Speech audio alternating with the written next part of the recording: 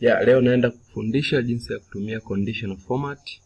Conditional format inatumika pale ambapo nataka nitofautishe seli zangu ambazo zinakuwa zina contain kitu fulani. Kwa mfano nataka nitofautishe zile seli ambazo zina contain A ziwe na rangi yake, zenye B rangi yake, zenye C rangi yake na kuendelea.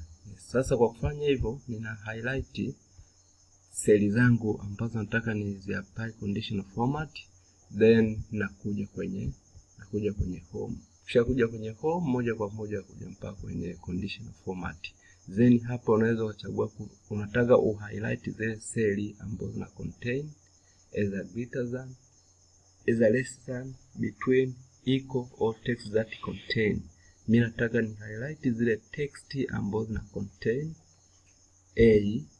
Zenye A nataka nakuja kwenye custom, zile nataka niziwekee rangi nyekundu, then napiga enter. Baada hapo nakuja tena kwenye conditional format na highlight zile text ambazo zina contain B, ambazo zina contain B. Narudia tena, ambazo zina contain B, nakuja na chagua custom, then labda nataka niziwekee rangi hapo.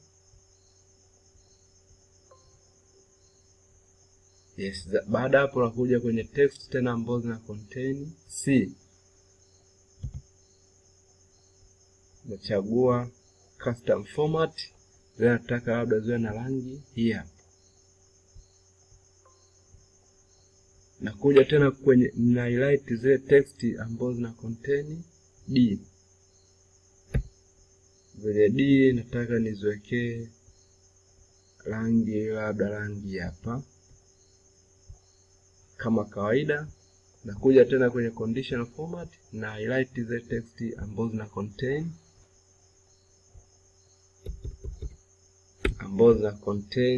F.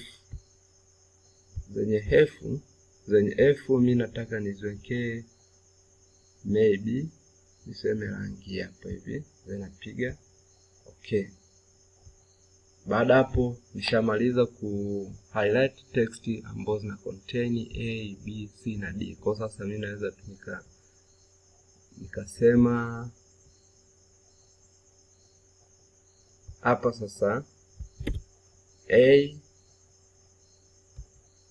nasema A, B, C, D, F.